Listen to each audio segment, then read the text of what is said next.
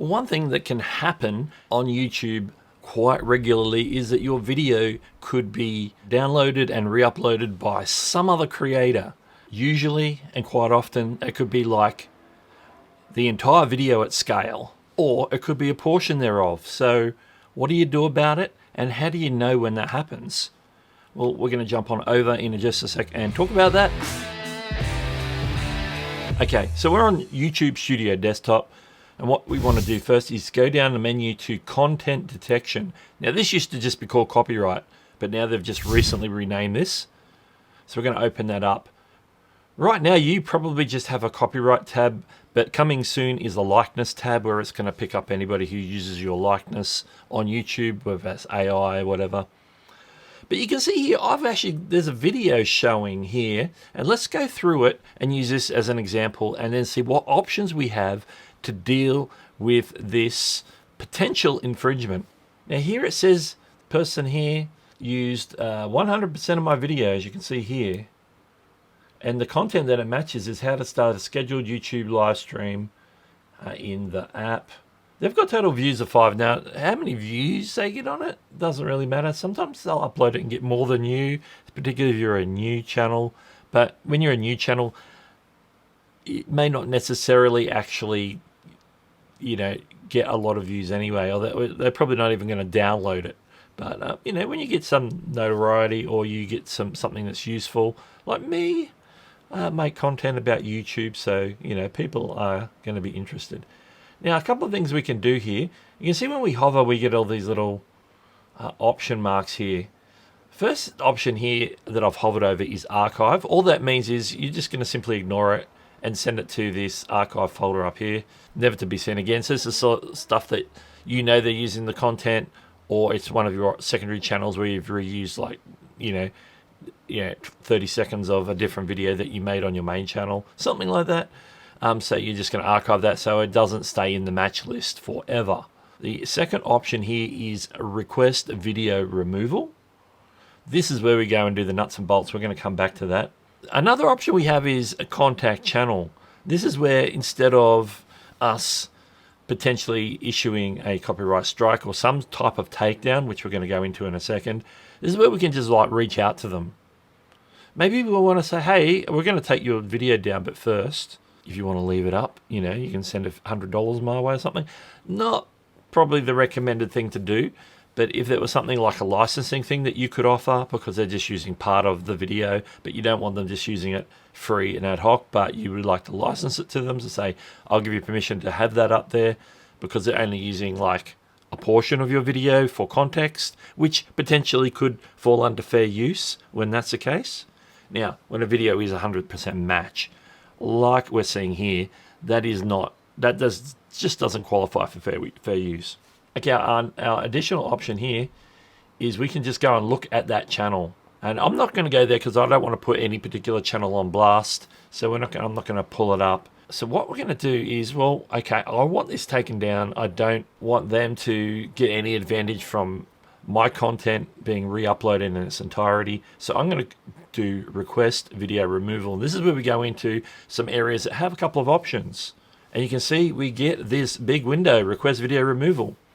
Enter the details of your copyright removal takedown request. Now, a copyright removal takedown request is a legal document. It's akin to or is the same as a DMCA takedown notice.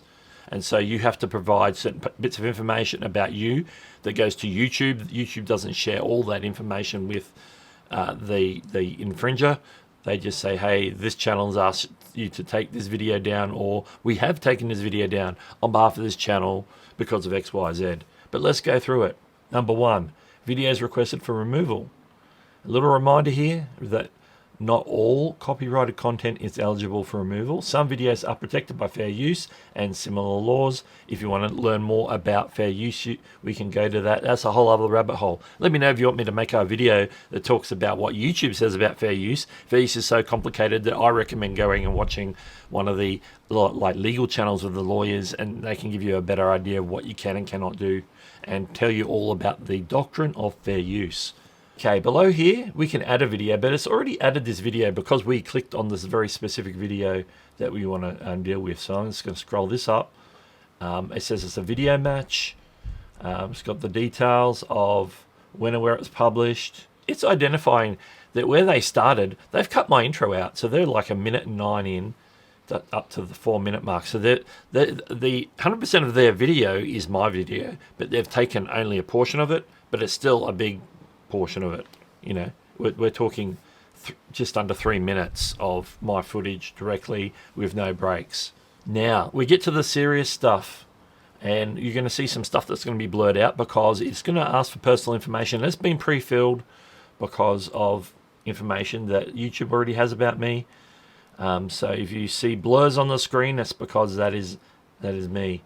So it's going to ask for me, as I am claiming that I am the copyright holder of this particular content, which I am. And so I can say, who is the affected party? And it's either myself personally, or if I'm an LLC or something like that, it might be my company, organization, or client. You would use the client option if you're like a lawyer doing this for your client. Content owner name, and that defaults to my channel name for whatever reason. It requires a phone number, requires your primary email, which is pre-filled by YouTube because they know that information already. Now there's a secondary email is optional. You don't have to put that in. Relationship to copyrighted content. This is a required field. Your job title or role relating to the content. So I'm the owner of the content, so I could put owner, or I'm the creator of the content. I could put creator. So I'm going to say owner. Then it asks country is required field. Your street address, etc. is a required field. So we're going to skip through that so that it's off the screen as quickly as possible. Now, we get to the pointy end of this. 2 pointy ends. First, removal options. We can do one of two things. We can give it a scheduled 7-day notice. Now, what this does is it sends them a notice that says they've got 7 days to take it down, but if they don't take it down after 7 days, YouTube is going to remove it and issue a copyright strike. So if they remove it within that 7 days, they avoid the strike. So it gives them an out so they don't get pinged with a copyright strike. Now, this is up to you as to which way you want to go. And then there's the standard, which means that as soon as you submit this and YouTube gets this to process it, they will immediately take down the video and they will strike it. So there's no grace on the party for pleading. They'll come back. Like many channels will come back and plead ignorance. They'll say, I'm a little kid. I don't know anything about copyright. Different things like that. They'll come back with a random sob story. So if you have a little grace in your heart, then you go with option 1. If you are scorched earth, like some of my my fellow YouTubers are, they will go scorched earth 100%. So pick whichever one you want. Now, because this is a tutorial and I'm being nice today because I'm making a tutorial, I'm getting some benefit from this, I'm going to give them the 7-day takedown notice. Right under here, it says copies, prevent future copies of this content from appearing on YouTube. If the takedown request is valid, I'll click this box. Anytime anybody else tries to use that same video or upload a big chunk of that video to YouTube again, it'll automatically block it and won't allow them to post it at all. But you can't do it until somebody does it the first time. And it's been a while since I've had a copyright, somebody use my content and have to issue a copyright here. So this is the first time. I'm going to certify that I have a worldwide exclusive rights to this content, which I'm requesting removal. There's some legalese there, so I have to certify that as well. Now we're going to get more legalese in section 4. I have to acknowledge and make an agreement, and we have to do this truthful because this is a legal document, which if it goes to court, you're held bound to saying that you are agreeing to all these things. So read these carefully, and if you don't agree, then don't proceed. But first it says, I have a good faith belief that the use of the material in the manner complained of is not authorized by the copyright owner, its agent, or the law. Which is true for my case because I made the content. I am the copyright holder. Let's check that. The information in this notification is accurate and under the penalty of perjury. I am the owner or the agent authorized to act on behalf of the owner or of an exclusive right that is allegedly infringed. So who can act on behalf of me? Say I didn't want to do it directly myself, then somebody who is maybe my employee or representative, a lawyer or solicitor or whatever you call them in the country you are, who has the legal right to act on my behalf. I'm doing it myself. I have the legal act to act on my behalf. The third one is I understand that the abuse of this tool, such as submitting removal requests for content I do not own, may result in termination of my YouTube account. This is where it's vitally important and why people shouldn't use this removal tool as a weapon to get things taken down when they shouldn't. This includes both whether you're claiming something you didn't make at all, or if you're claiming something that really does fall into fair use and you shouldn't be claiming it based on fair use. You'll get a little bit more leeway, I think, when it comes to if it's fair use but you go to take it down because at least it's your content and you do have some say in it, but at the same time you are required to allow fair use. Now, fair use does vary country to country. Again, like I said before, go talk to a lawyer or go watch one of those lawyer channels that talks about fair use, where they can tell you all the minutiae regarding fair use. Okay, so I need to agree to that. Now, I'm going to put a signature required. This is where I type in my name because obviously I can't sign a signature in a text field box on the internet. It says in the side here, make sure your signature contains your full legal name, which is usually your first and last name as stated on government-issued ID. YouTube won't be able to process this request without this info, so I have to put my full name in this box. If you see it blurred, it is because it is my full name. Is my real name Doug Hewson? That is the question. You will never know. Now that I've filled everything out, I'm going to scroll right back to the top. Now, I can click submit right now to submit this. There is a learn more button which takes you to like a guide as to all the information about, I'm going to open that by the way, all the information about how to go through this request removal process. As you can see here, submit a copyright removal request. I'm going to link that directly in the description of the video.